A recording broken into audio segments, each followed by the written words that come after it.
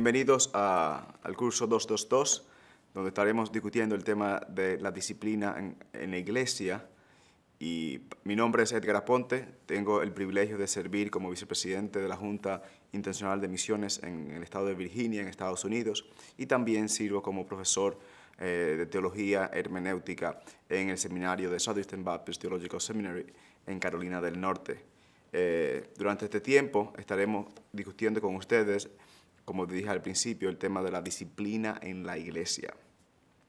Y antes de entrar al tema, me gustaría primero comentar algo sobre el libro que ustedes estuvieron leyendo sobre la disciplina en la iglesia del Dr. Lehman. El objetivo principal, como ustedes se habrán dado cuenta de ese libro, no es convencerle a usted acerca de la disciplina eclesiástica o disciplina en la iglesia o eclesial.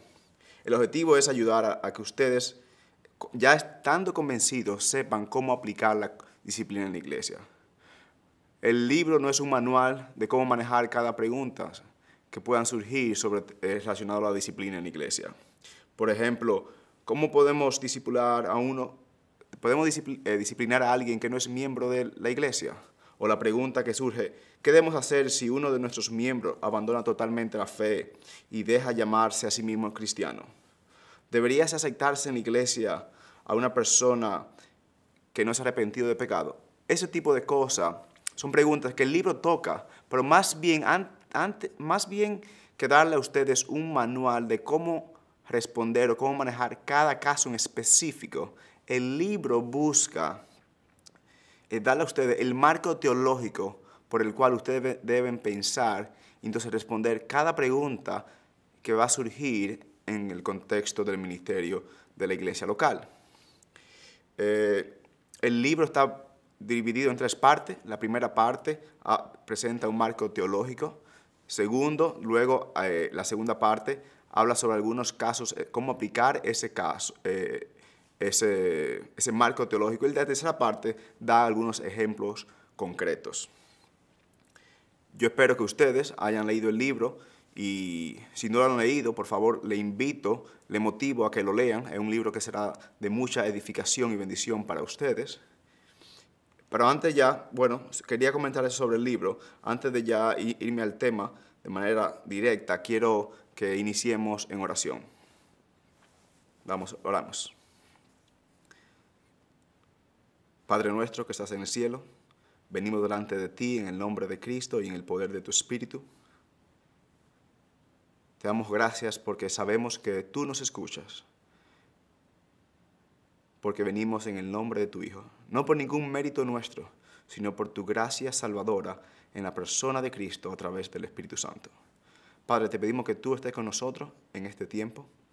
Te pedimos que lo que yo voy a exponer sea de bendición, de edificación para las personas que están en este curso.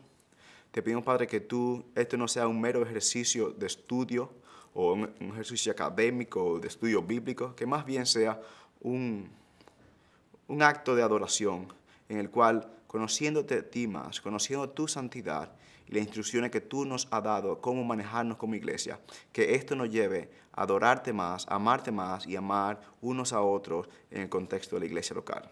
Bendícenos y guárdanos. Ayúdanos a ser celosos de ti, de tu palabra, de tu verdad, de tu santo y bendito nombre. Ayúdanos a ser buenos mayordomos de la responsabilidad que tú nos has dado como iglesia. Cuídanos y te pedimos que sea con nosotros. En Cristo, amén. En la Biblia nosotros vemos que el Señor ha establecido dos instituciones en la tierra. Por una de ellas es el Estado. Entendemos que el Estado tiene el poder de la espada, como dice Pablo en Romanos 13, y entendemos que ejerce una autoridad estatal. Pero debido a la forma en cómo el Estado ha utilizado la autoridad a través de la historia, pensamos en la autoridad como un mal necesario. Sabemos que el Estado tiene que ejercer esa autoridad, pero solo el pensamiento del Estado ejerciendo ese poder nos aterra. Porque creemos que la autoridad es algo bueno, porque entendemos que la autoridad no es algo bueno en la mano de los seres humanos. La otra institución que Dios nos ha dado es la iglesia. Pero nosotros que como buenos protestantes, entre comillas, entendemos que la iglesia no tiene autoridad.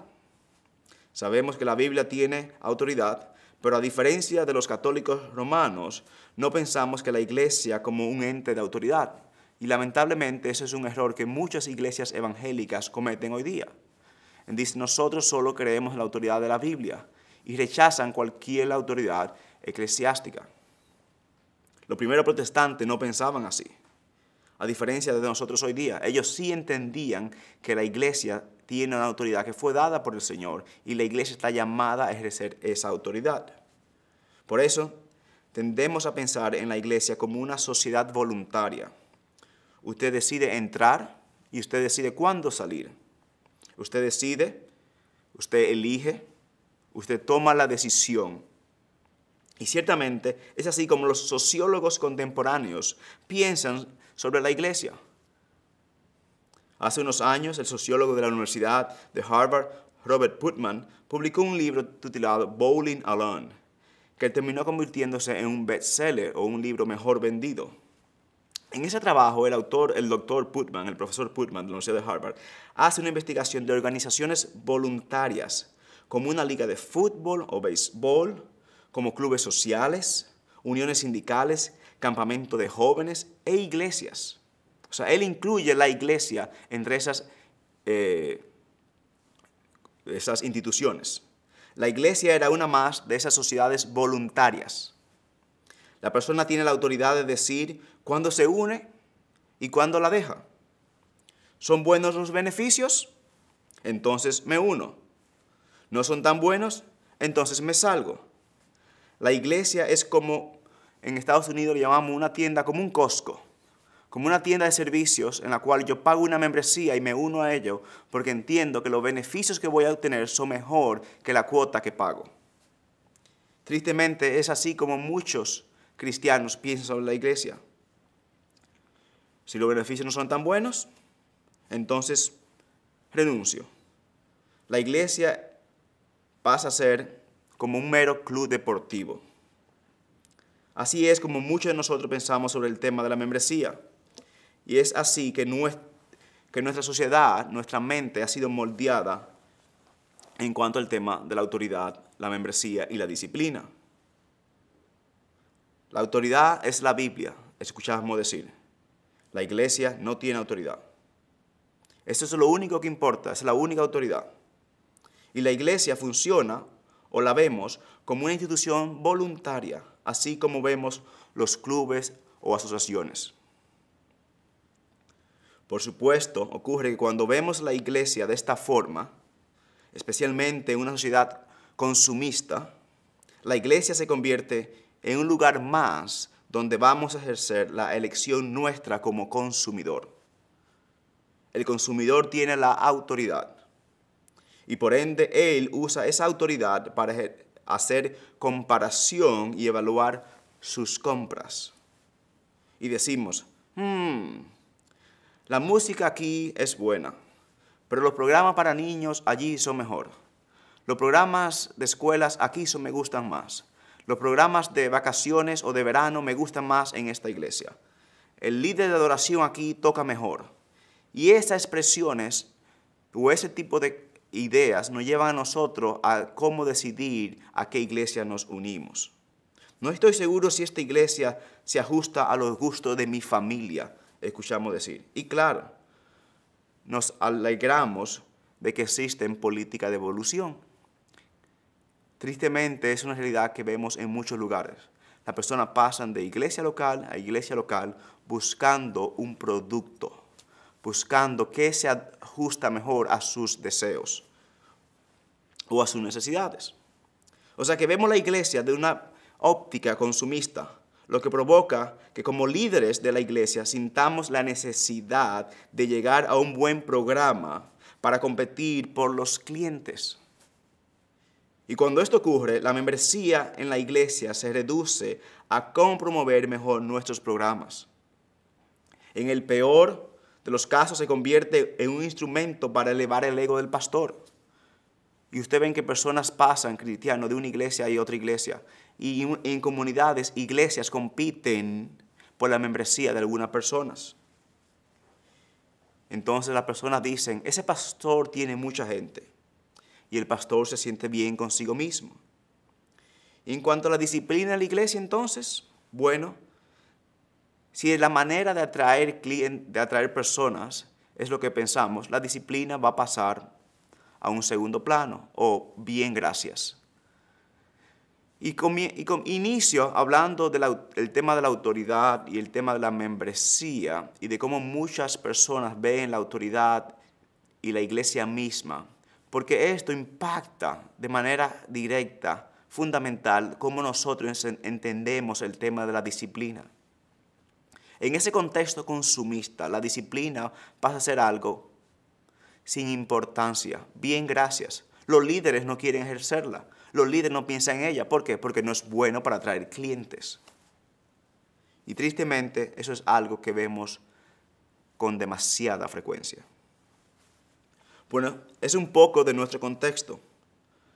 Un poco de cómo, consciente o inconscientemente, pensamos sobre la iglesia, la membresía y la disciplina. Vayamos ahora nosotros a la Biblia, específicamente al libro de Primera de Corintios, y leemos el capítulo 5.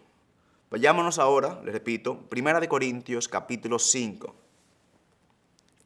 La idea aquí es enfocarnos brevemente en los principios de los primeros 5 versículos de este capítulo, comentar sobre cómo la situación específica, el contexto aquí que se da en estos versículos, y después compartir algunos puntos sobre el tema de la membresía y la disciplina de manera más específica, consciente de lo que vemos en este texto. Entonces la idea es que nos vayamos hoy día a 1 Corintios capítulo 5 como texto, base de esta exposición. Veamos el contexto y luego entonces vamos a sacar algunos puntos relacionados al tema de la disciplina. Y repito, yo no veo la disciplina como algo aislado de la membresía, porque con mi entendimiento de la membresía va a impactar mi entendimiento de la disciplina en la iglesia. Estoy leyendo leeré de la traducción de la Reina Valera del año 1960. Leo, 1 Corintios capítulo 5, leeré los primeros 5 versículos. De cierto se oye que hay entre vosotros fornicación, y tal fornicación que ni aun se nombra entre los gentiles, tanto que alguno tiene la mujer de su padre. Y vosotros estáis envanecidos.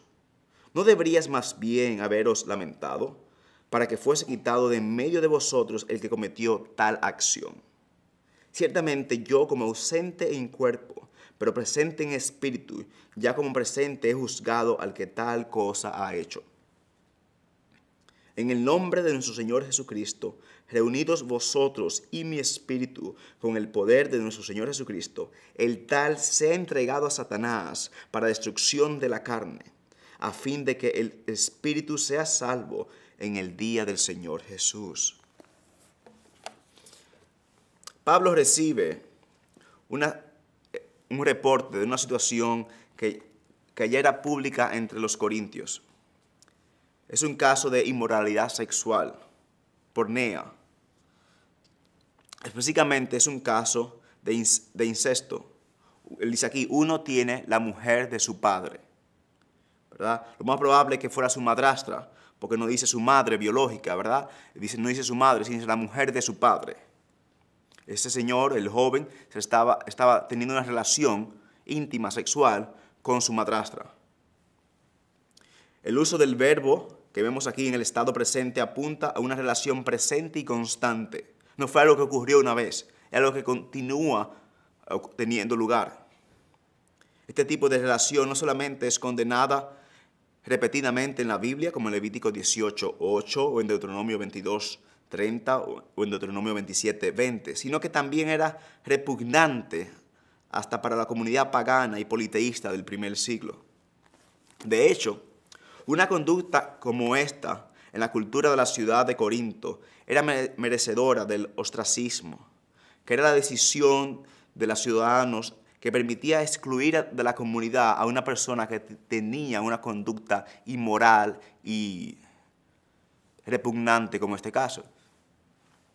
O sea que la iglesia en Corinto estaba permitiendo una conducta que aún la misma sociedad pagana y politeísta del primer siglo condenaba. Ellos aceptaban algo que los paganos condenaban, que los propios paganos consideraban inaceptable, y ellos más bien se hacían alarde de esto.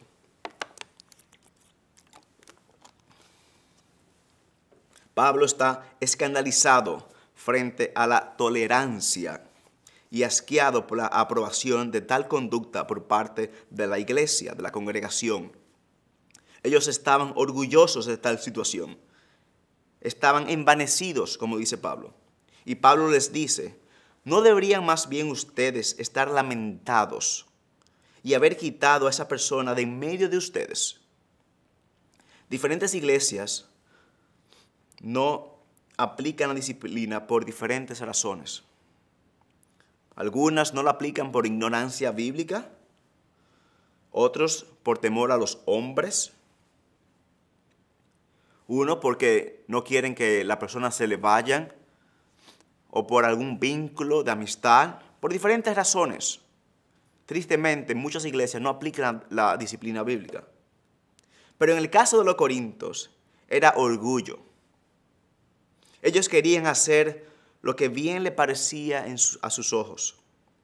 En los primeros capítulos leemos que el orgullo era un problema por el cual ya habían sido confrontados. Nosotros vemos en el capítulo 1, versículo 31, en el capítulo 3, versículo 21, en el capítulo 4, versículo 6. Era una congregación de mentalidad abierta, como hoy día escuchamos, donde todos se sentían cómodos y donde no se juzgaba a nadie. Ellos eran súper tolerantes a tal punto que toleraban aquello que Dios condena. No solamente Dios condena, que los paganos condenaban.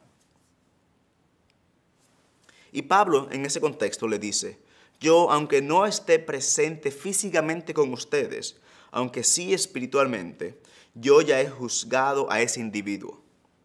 Esa persona necesita ser excluida de la iglesia. En contraste con el orgullo y engreimiento de los corintios, Pablo ya lo ha condenado y le pide a ellos que como iglesia, bajo la autoridad del Señor, asuman sus responsabilidades de quitar a esa persona de en medio de ellos.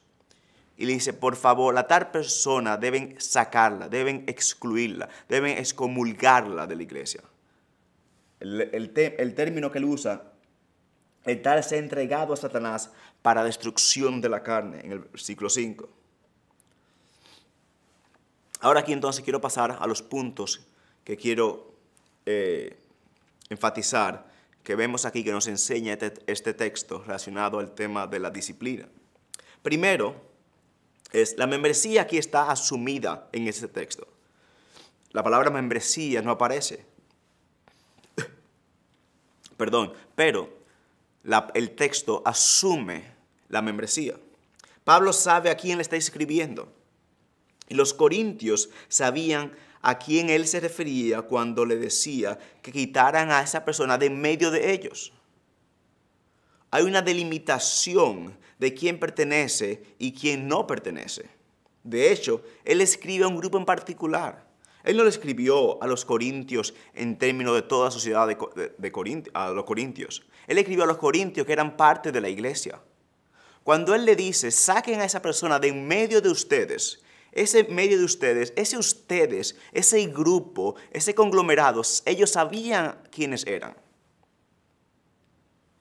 El fundamento subyacente de la Biblia y de los mandamientos cristianos es ser diferentes, puros, santos, unidos y llenos de amor. Confirma la importancia de un entendimiento bíblico de una membresía significativa. Por lo tanto, hermanos, siempre hay un estar dentro y un estar fuera del pueblo de Dios.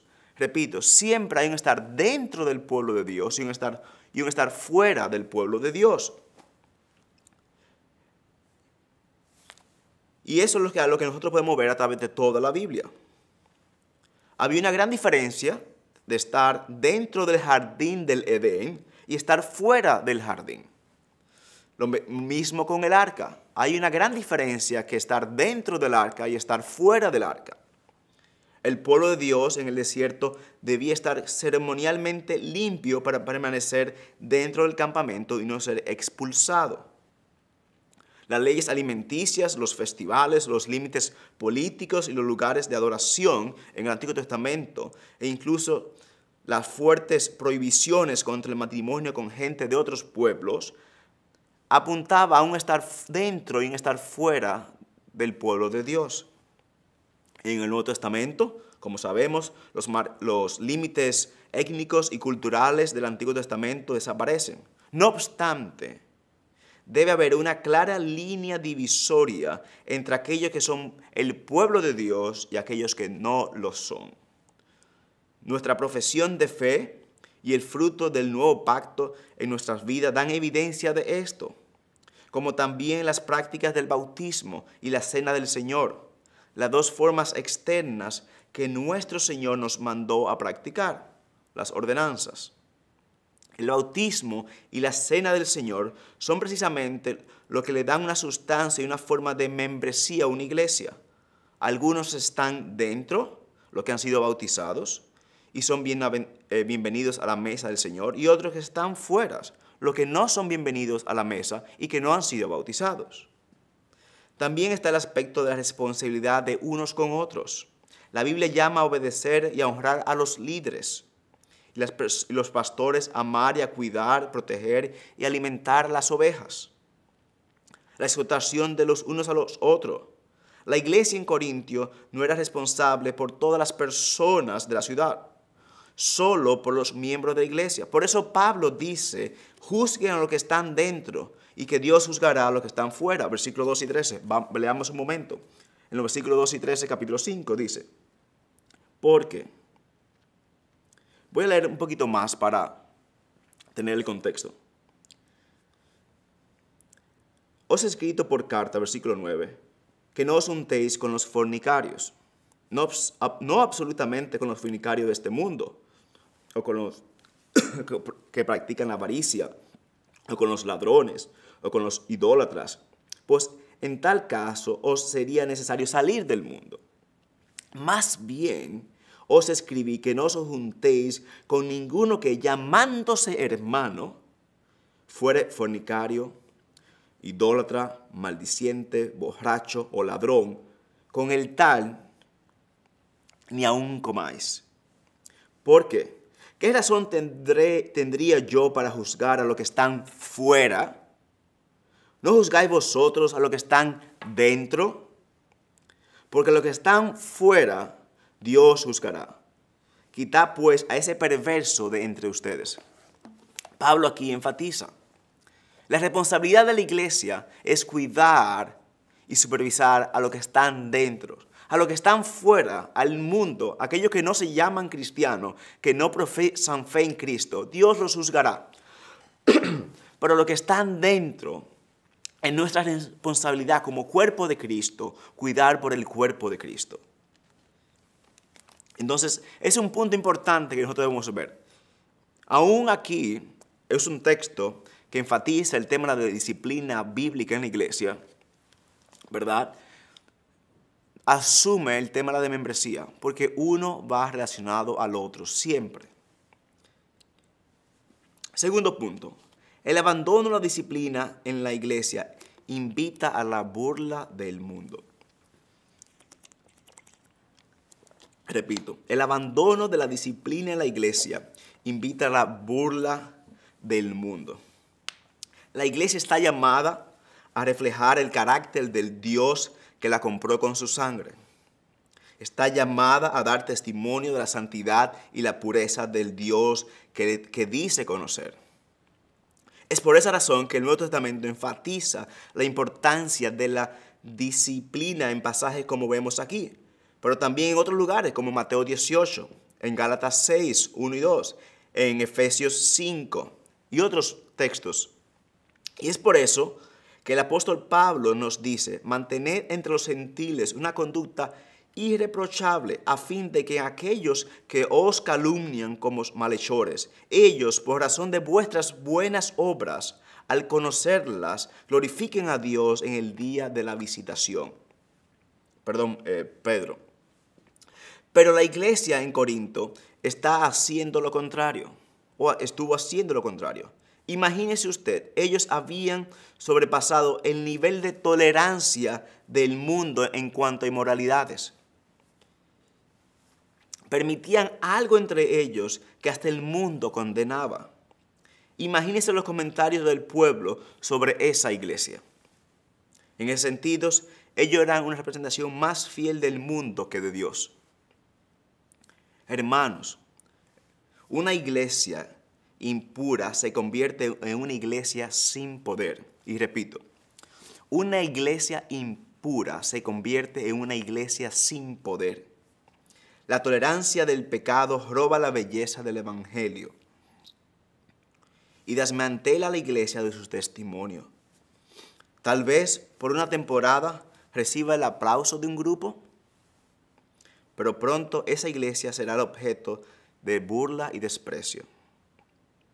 Con el tiempo, la iglesia será ignorada por completo y será condenada y juzgada por el Señor Jesucristo. La disciplina de la iglesia fue dada por la cabeza de la iglesia para la salud y el bienestar del cuerpo. Evitar el ejercicio de la disciplina cuando es necesario, ya sea por no molestar a alguien o por mantener una supuesta unidad, solo conducirá a la iglesia a su muerte. Como escribió el teólogo John Dagg en el siglo XIX, cuando la disciplina sale de la iglesia, Cristo sale junto a ella. Repito, cuando la disciplina sale de la iglesia, Cristo sale con ella. Una iglesia que se ve y actúa como el mundo no es iglesia, es un grupo del mundo. Y el mundo es mundo y la iglesia es iglesia. Si su iglesia tiene un hombre que golpea a su esposa sirviendo en la cena del Señor, o tiene a un adúltero en el grupo de adoración, y la gente lo sabe, no importa los programas o las campañas evangelísticas que su iglesia tenga, serán inefectivos. Una iglesia impura es una iglesia sin poder. Pastores, líderes, es importante que piensen esto. Es muchos los casos que yo he escuchado de personas sirviendo en la iglesia que no están viviendo acorde a su profesión de fe. Y cuando ustedes hacen eso, ustedes profanan el nombre de Dios y ustedes invitan a la burla del mundo. Y no importa las campañas, los programas que ustedes tengan de evangelizar, de discipular, de alcanzar al pueblo, al vecindario, al país, a las naciones. No importa los programas que tenga, serán inefectivos porque el mundo verá que usted no es consistente con lo que la Biblia dice o lo que usted dice creer. Por ende, una iglesia impura es una iglesia sin poder. Siguiente punto. La disciplina en la iglesia se hace bajo el señorío de Cristo y para la gloria de Dios. La disciplina en la iglesia se hace bajo el señorío de Cristo y para la gloria de Dios. Perdón. Pablo le dice a la iglesia que ellos reunidos como asamblea, como cuerpo en el nombre del Señor, y lo leo aquí, versículo 4, en el nombre del Señor Jesucristo, reunidos vosotros y mi espíritu. Ese reunidos ahí se puede traducir de manera literal como ustedes asambleados, en asamblea, bajo el nombre del Señor y en el poder de Cristo, deben sacar a esa persona de la iglesia. La iglesia en Corinto no solo había comprometido su testimonio como una comunidad redimida, ellos también habían profanado el nombre del Dios que ellos decían representar. Ellos estaban desobedeciendo el mandato que el Señor le había dado a la iglesia en Mateo 18 de excomulgar al pecador no arrepentido. La iglesia es la embajada de Dios en la tierra. Es una representación del reino de Dios. La iglesia es donde el cielo toca la tierra, donde el cielo y la tierra se unen. Jonathan Leeman, en su libro tanto de la membresía como de la disciplina, habla de este tema de la iglesia como una embajada del reino de Dios. No es el reino de Dios, es una embajada del reino, es una representación del reino. Está la iglesia, por ende, como embajada del reino de Dios, está llamada a glorificar el nombre de Dios. Pero en una iglesia impura no glorifica a Dios, más bien profana su santo nombre. Ese fue el caso de Israel en el Antiguo Testamento. Podemos leer sobre eso en el libro de Ezequiel, donde el Señor confronta al pueblo adúltero y les dice que ellos habían profanado su nombre entre las naciones. O citando a Isaías 52 y Romanos 2, el nombre de Dios era blasfemado entre los paganos corintios a causa de la iglesia en esa ciudad. Por inmoralidades como la de los corintios, el Señor amenazó destruir a la tierra de Tiatira en el libro de Apocalipsis. La iglesia local no es un edificio, tampoco es un lugar donde voy una vez a la semana para obtener una sacudida espiritual. No, la iglesia es la embajada de Dios en la tierra, la embajada llena de ciudadanos del reino celestial. La iglesia es donde el cielo toca la tierra y las verdades del cielo son habladas y la gente del cielo, ¿verdad? Los ciudadanos del cielo encuentran comunión y vida. El Señor es santo, puro, bello y amoroso, y su pueblo no puede ser diferente. Dios no compromete su integridad, la integridad de su nombre, ni la gloria de su nombre. Y si la iglesia existe como el cuerpo de su Hijo y se reúne bajo el poder y la autoridad de su Hijo, no debe buscar o tolerar otra cosa que no sea el carácter santo del Dios trino y verdadero. Repito, nosotros como iglesias actuamos, nos reunimos, venimos como asamblea bajo el señorío de Cristo, para la gloria de Cristo, en el poder del Espíritu de Cristo. Y por ende, nuestra actuación debe estar marcada por el carácter de Cristo mismo. Por ende, la disciplina de la iglesia, cuando se hace, debe hacerse bajo el señorío de Cristo, para gloria de Cristo. Siguiente punto. La disciplina en la iglesia se hace por amor a la persona. Repito, la disciplina en la iglesia se hace por amor a la persona. Fíjense en lo que Pablo dice en el versículo 5. El tal sea entregado a Satanás para destrucción de la carne, a fin de que el espíritu sea salvo en el día del Señor Jesús. Pablo no está hablando de una actitud vengativa.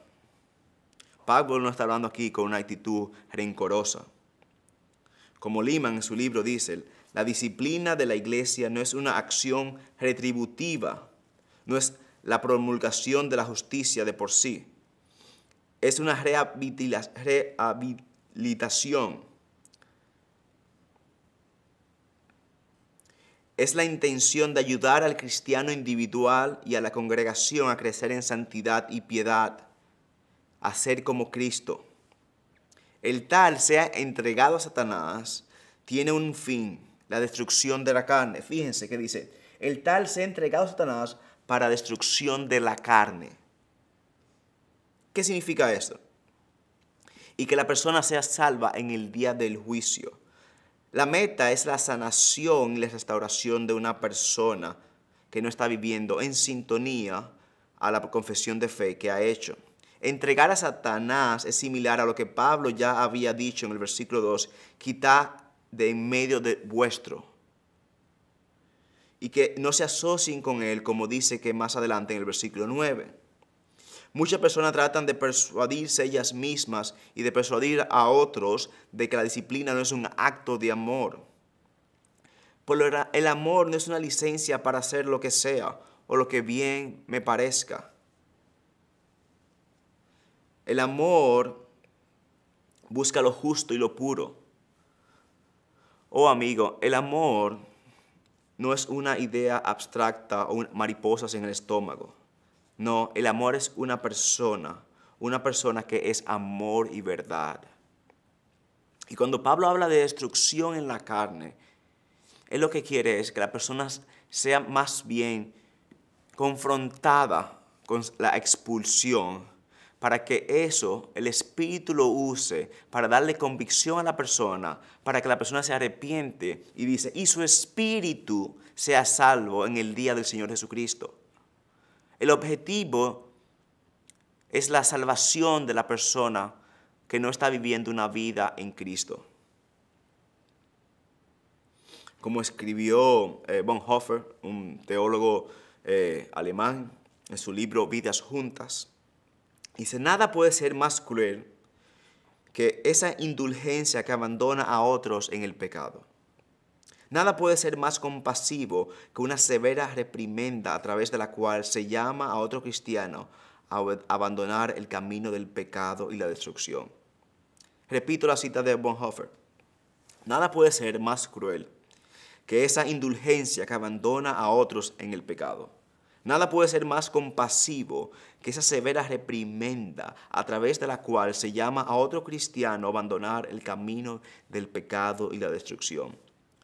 O como un pastor del siglo XIX dijo, si usted conoce sobre el pecado de su hermano y no lo llama y le confronta, es usted tan cruel como la persona que caminando ve la casa de su vecino en fuego y no le advierte mientras éste duerme en ella. Repito,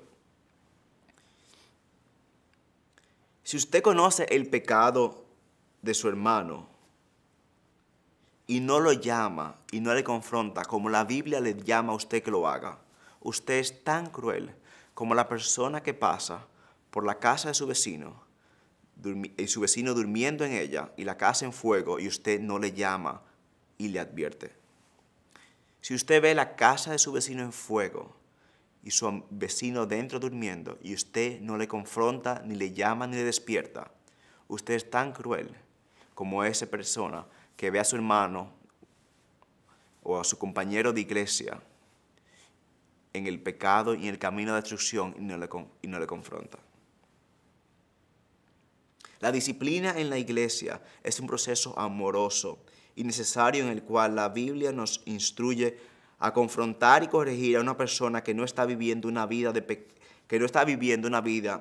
acorde a su profesión de fe, que más bien está viviendo una vida de continuo pecado y sin arrepentimiento. El objetivo siempre es de recuperar y restaurar ese hermano o hermana a la comunión con los cristianos y su iglesia. Repito este último punto. La disciplina en la iglesia se hace por amor a la persona. No se hace con carácter vengativo.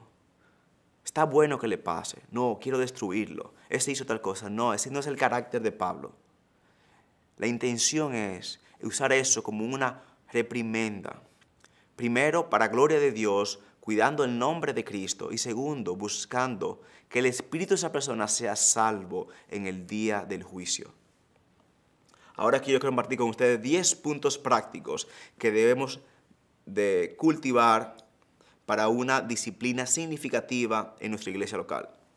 Y recuerden, como lo dije al principio, yo veo siempre el tema de la disciplina eclesial muy relacionado al tema de la membresía, porque van ambos de las manos. Primer punto, práctico. Predique el evangelio regularmente y de manera clara. Los predicadores debemos definir una y otra vez qué significa ser cristiano. Usted, pastor, no puede asumir que las personas que están en su iglesia conocen el evangelio y que las personas por mucho tiempo que estén ahí saben qué significa ser cristiano. Y mucho menos que las personas que están llegando a la iglesia saben qué significa ser cristiano. Cuando usted no asume esto, y predica constantemente y de manera clara el evangelio de Cristo, esto ayuda a que la gente se examine de manera regular. En tu enseñanza y en sus vidas juntas, Nosotros queremos mostrar lo que la iglesia bíblica es. Un lugar en el que el extraño es extraño si alguien no te pregunta acerca de tu vida. ¿Qué quiero decir con esto? Tristemente, y esto es relacionado a lo que decía al principio de nuestro entendimiento consumista de la iglesia, las personas llegan a la iglesia, se sientan, escuchan una canción, escuchan la prédica y se van. Y cuando hablan con alguien, hablan sobre un tema muy coloquial, sin ninguna importancia espiritual. Nosotros, ustedes líderes, deben predicar de una forma tal que las personas, usted motiva a los hermanos a preguntarse, a cuestionarse uno al otro de una manera prudente y bíblica sobre su vida. Que mi primer interés no sea de qué trabajo tiene el hermano o de qué vehículo tiene la hermana, más bien sea cómo está viviendo esa persona y cómo yo puedo servirle, ayudarle a crecer en el conocimiento de Cristo. Pero eso solamente se va a lograr si las personas están expuestas a la palabra de Dios, al evangelio predicado de manera consistente y de manera clara. Segundo, utilice una confesión de fe y un pacto congregacional para que la iglesia haya escogido. Ser miembro de la congregación implica una responsabilidad. Las declaraciones que expresan lo que la congregación cree y la manera en la cual se compromete a vivir tienen mucha importancia. Son la base para la unidad, un instrumento de enseñanza y una cerca para dejar fuera lo que el mundo, aquello que no es de la iglesia, aquello que es del mundo. Y repito, por favor, utilice una confesión de fe y un pacto congregacional que diga de manera específica qué nosotros creemos como cuerpo local y cuáles son los compromisos nuestros como miembros. Y esto cada día es más necesario. Tercero, haga que las clases de membresía sean un requisito para admitir a nuevos miembros a la congregación. Es una muestra de amor representar cuidadosamente las expectativas que los demás tendrán de ellos y lo que ellos a su vez podrán esperar de la congregación. Utilice esta oportunidad, esa clase de premembresía, como una oportunidad para enseñar la confesión de fe y el pacto de la congregación. Utilice esta oportunidad para enseñar a la persona que nosotros como cuerpo esperamos de ello, como también la importancia de la membresía y los datos básicos en cuanto al funcionamiento de la iglesia local. Nosotros hacemos eso en nuestra iglesia. Cuando una persona quiere unirse a nosotros como cuerpo, como iglesia local, como congregación, nosotros, antes de recibirla, le motivamos a la persona, le solicitamos que pasen por a través de un curso de premembresía, en el cual le explicamos qué nosotros como iglesia creemos, un poco sobre la iglesia misma, sobre la historia, para que tengan una cierta familiaridad con la iglesia, con el cuerpo. Y luego le decimos cuáles son los requisitos que nosotros, o cuáles son las expectativas que nosotros tenemos de cada miembro. Usted no puede unirse a una iglesia y ausentarse por unos 3 o 4 meses. Primero, pastor, usted debería preocuparse si eso ocurre, porque la Biblia enseña que usted es responsable por cada persona en su congregación. ¿Y cómo usted podrá darle cuenta al príncipe de los pastores, a Jesucristo, de una persona que usted no conoce, a la cual usted no ve? Entonces, repito, haga que la clase de membresía sea un requisito para admitir a nuevos miembros a la iglesia. Cuarto punto, haga que los potenciales nuevos miembros pasen por una entrevista después de haber terminado las clases de membresía, pero antes de ser recomendados para membresía de la congregación. Haga que los miembros pasen por una entrevista después de haber terminado la clase de membresía. ¿Qué significa esto? En nuestra iglesia, la persona viene, por ejemplo, toma una clase de premembresía de unas 4 semanas, 5 o 6 semanas, eso puede cambiar.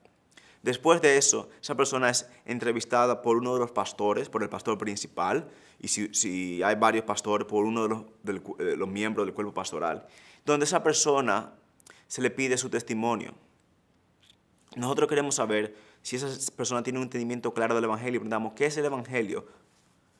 La idea no es una definición sistemática, ¿verdad? Sobre el Evangelio o el plan de redención, pero la idea es que queremos ver que la persona entiende que nosotros todos somos pecadores, que Dios es santo, que todos somos pecadores, y Dios como santo y justo condena el pecado. Pero Dios en su amor y su misericordia envió a su Hijo único, a Jesucristo, a vivir la vida perfecta que usted y yo estábamos llamados a vivir. Y fue a la cruz y recibió la muerte que usted y yo merecíamos.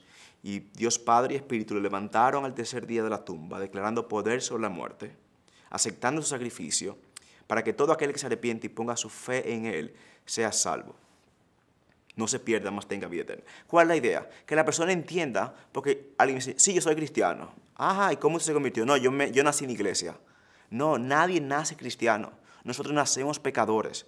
Nosotros necesitamos nacer de nuevo. Y eso es importante. Y usted no podrá saber eso si usted no le pregunta a la persona. Entonces le recomiendo, yo le motivo a usted, a que antes de aceptar a alguien en la membresía de la iglesia, que le haga una entrevista.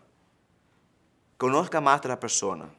Muchas veces, muchos de los grandes problemas de la disciplina en la iglesia, por la cual a veces es imposible aplicar la disciplina en la iglesia, es porque nuestras iglesias están llenas de personas no regeneradas. Porque nunca le preguntamos cuál es su testimonio, qué es el Evangelio, cómo se convirtieron. Solamente asumimos eso y aceptamos como cristianos a personas que no son cristianos.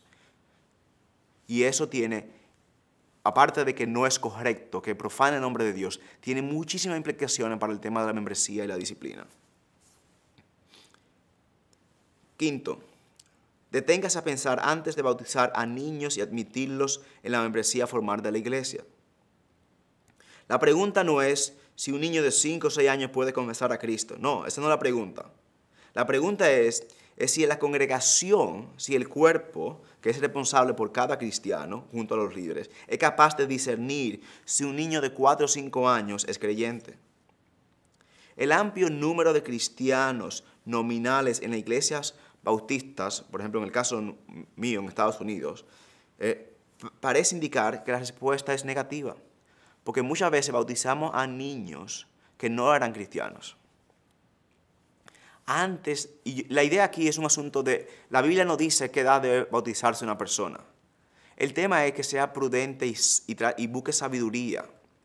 Que no seamos ligeros o que no nos apresuremos a bautizar a una persona, un niño de 4 o 5 años, que muchas veces lo hace porque otro amiguito se bautizó o porque quiere complacer a los padres.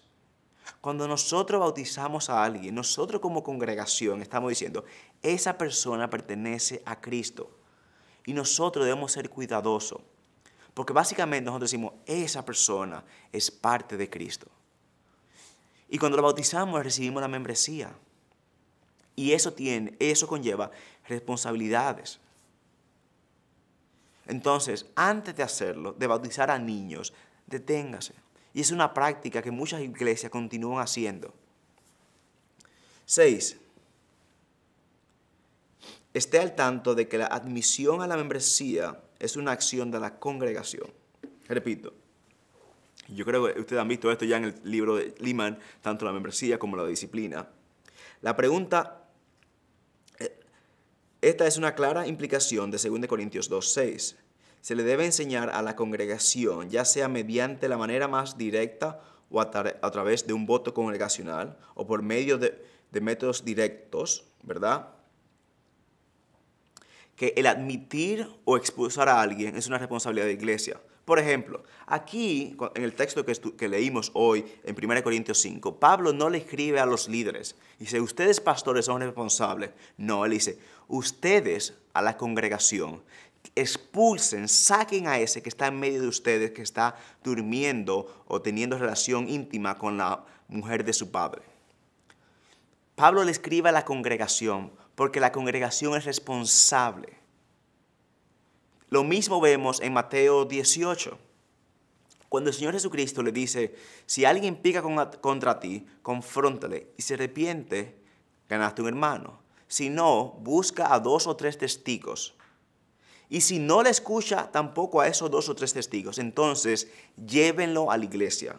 Y si no se arrepiente y no escucha a la iglesia, entonces Trátelo como un publicano, como un pagano. ¿Quién es la última autoridad para sacar? Es la iglesia. La aplicación de la disciplina, según la Biblia, no es los líderes de manera autoritaria o en un comité dice, esta persona no. Es la congregación. Eso es una responsabilidad del cuerpo. Los líderes llevan a la iglesia y dirigen a la iglesia en el proceso, pero la última decisión la tiene que hacer el cuerpo de Cristo. Por ende, la admisión de la persona, tanto como la excomulgación o la expulsión de la persona, es algo que la iglesia, el cuerpo, la congregación debe de hacer. El entrar y salir es una autoridad que le es dada a la iglesia. 7. Publique un directorio de miembros en el cual aparezcan todos los miembros de la iglesia y que incluya alguna información como teléfono, correo electrónico, dirección. Enseña a los miembros a actualizar esta información de manera regular. Cultive el hábito de utilizar este directorio como una lista de oración para los pastores y los miembros de la iglesia. En nuestra congregación, le pedimos a los miembros que intenten orar diariamente por una página, por una, dos, tres o 5 personas en su tiempo de devocional. Y eso es algo que nosotros practicamos en nuestra iglesia, como decía. Nosotros tenemos un directorio de todas las personas que son miembros de la iglesia. Y nosotros motivamos a nuestros miembros a que oren por las personas que están en esa lista. Y en ocasiones que le escriban un correo electrónico, le llamen y le digan, hermano Juan o hermana María, ¿cómo puedo orar por usted? ¿Alguna situación en particular por la cual puedo orar? Y lo más bello de eso es cómo eso comienza a ser algo natural en la congregación. Y nosotros vemos una congregación orando uno por el otro. Y esa oración se convierte en una fuente de amor. Usted no puede no amar a alguien por quien usted ore.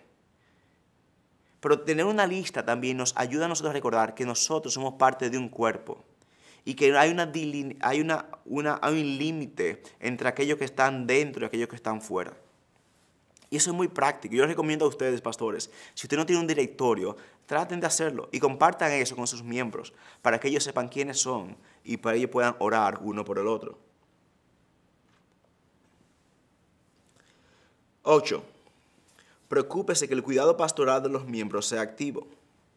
Hasta donde sea posible, asegúrese que cada uno de los miembros se encuentre regularmente en conversaciones con un anciano o algún líder de la iglesia. En mi iglesia, madre, nosotros, el cuerpo pastoral se reunía cada 2 semanas y oraban por los miembros de la iglesia.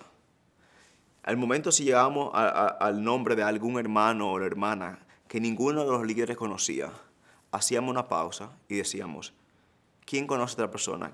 ¿Con quién se está relacionando? ¿Quiénes son sus amigos en la iglesia? ¿Está creciendo? ¿Está participando de un grupo pequeño?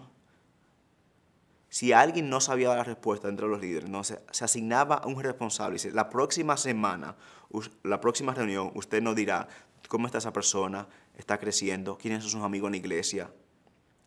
Y entonces le damos seguimiento. Pero es una forma de nosotros orar por la iglesia, pero también de supervisar y de velar por las almas que Dios ha puesto en nuestro cuidado. Y usted dirá, ¿qué tiene eso de implicación con la membresía? Bueno, que muchas veces los casos más comunes de disciplina en la iglesia son por falta de asistencia, por no congregarse. Pero primero también nosotros como líderes, como decía anteriormente, ustedes son responsables del cuidado de cada alma en su congregación. Y nosotros, nuestra responsabilidad como líderes es ayudar a que esas ovejas estén creciendo en el conocimiento de Cristo. Como pastor, usted es responsable por cada una de esas ovejas.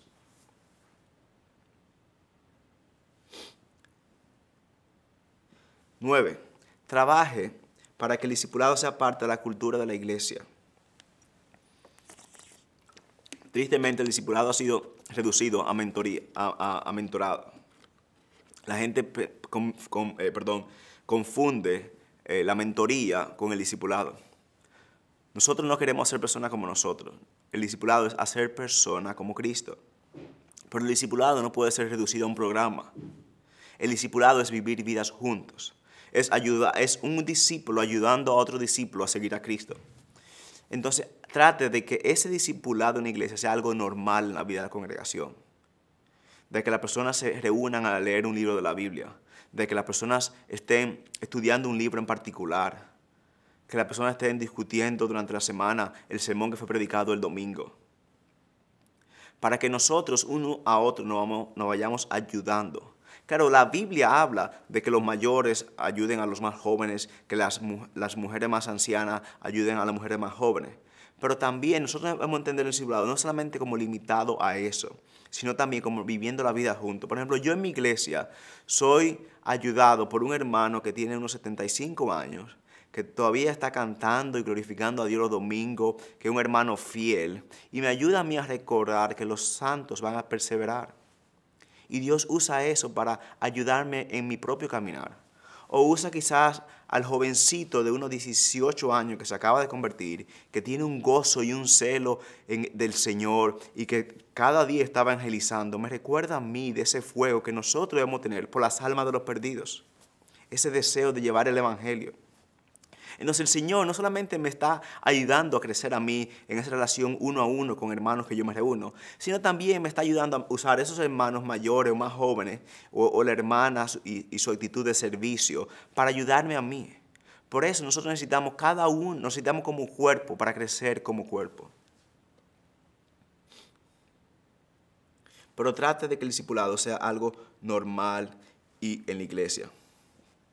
Y último, punto 10. Restrinja alguna de las actividades, eventos o áreas de servicio solo para los miembros. Por ejemplo, las reuniones administrativas deben ser solo para los miembros, o las reuniones de miembros, ¿verdad? Deben ser solo para los miembros. Las áreas públicas de servicio no son solo para los miembros. Por ejemplo, ¿qué me refiero a eso? En mi iglesia nosotros no permitimos que una persona que no es miembro de iglesia esté sirviendo en el grupo de adoración. Yo sé que muchas iglesias tienen muchas necesidades, pero es mejor que nosotros no cantemos bien o que tengamos una falta de algún hermano en la guitarra o en el piano y no que pongamos personas que no son parte del cuerpo a dirigir la iglesia. ¿Por qué? Primero, como dije, por el nombre de Dios y por el nombre y la santidad del nombre de Cristo. Pero segundo también, cuando las personas que no son miembros vienen y están viendo personas que no son parte de la iglesia dirigir en la iglesia, esa persona no entiende eso. Y quizás esa persona que no es miembro no se está sometiendo a la autoridad de los líderes y de la congregación mismas. Entonces, pero enfatice que y eso cuando nosotros decimos los miembros solamente sirven en la cena del Señor, o los miembros solamente ayudan en el servicio del bautismo, o los miembros dirigen en el grupo de oración. Usted está diciéndole a aquellos que no son parte de la iglesia, a aquellos que no son del cuerpo de Cristo, que hay una diferencia entre ser y permanecer. Y todo este tipo de cosas nos ayudarán a nosotros a evitar la aplicación de la disciplina. Porque la disciplina no es algo que nosotros nos gozamos en ella. Lo hacemos por amor, pero nos duele. Porque nunca es algo que nos da gozo. Para concluir, amigos, ustedes deben siempre encontrar excusas para no obedecer lo que la Biblia dice. Algunos dirán, bueno, que por razones culturales en mi pueblo, en mi comunidad, yo no puedo aplicar la disciplina. No, es que la disciplina no lleva a la unidad. Es que la disciplina crea trauma. Hermanos, nosotros como cuerpo de Cristo estamos llamados a obedecer a Cristo, a glorificar a Cristo y a someternos a la autoridad de Cristo. Ustedes no le pueden dar al mundo lo que el mundo quiere.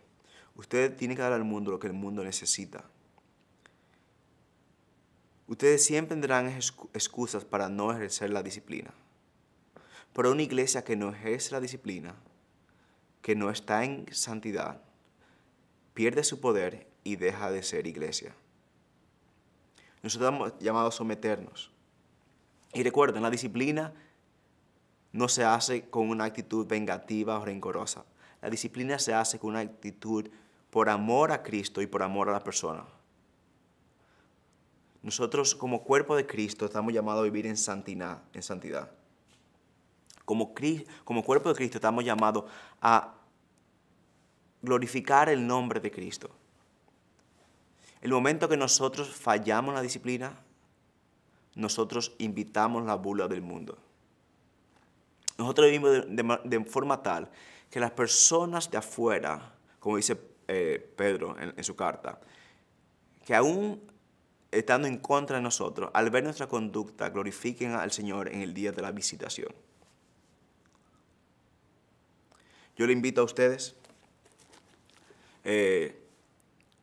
si no han leído, como dije al principio, el libro de Leeman sobre la disciplina de la iglesia, que lo lean.